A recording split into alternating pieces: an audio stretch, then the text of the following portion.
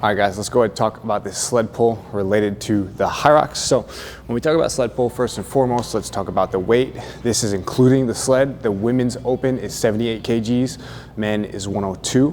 For pro, women go up to 102 and men go up to 153, which I think in freedom units, you take kgs, multiply by 2.2, and that'll give you pounds. So for my American friends right there, first thing we want to talk about is how you do it. So there's going to be a little tape box, okay?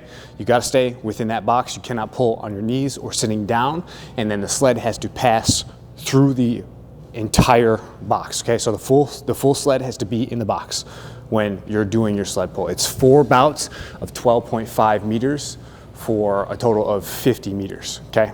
So when we talk about technique with this, first thing we want to consider is what's going on later in the race, okay? So if we pull, you just came off your push first and foremost, so that's going to be a lot more leg. That's going to be the easiest one for people, is pulling with your legs.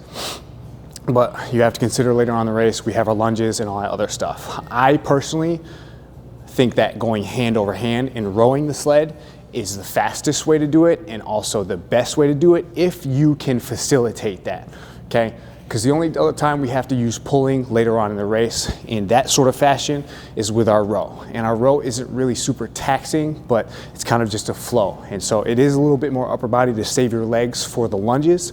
But if you're just coming off the sled push and then going into the sled pull, you're gonna burn a lot more leg.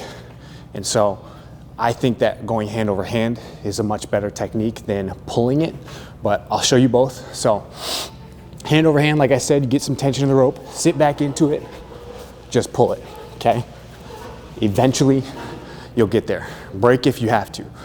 And so you wanna make sure that you keep the rope within your lane. Don't throw the rope into the lane next to you.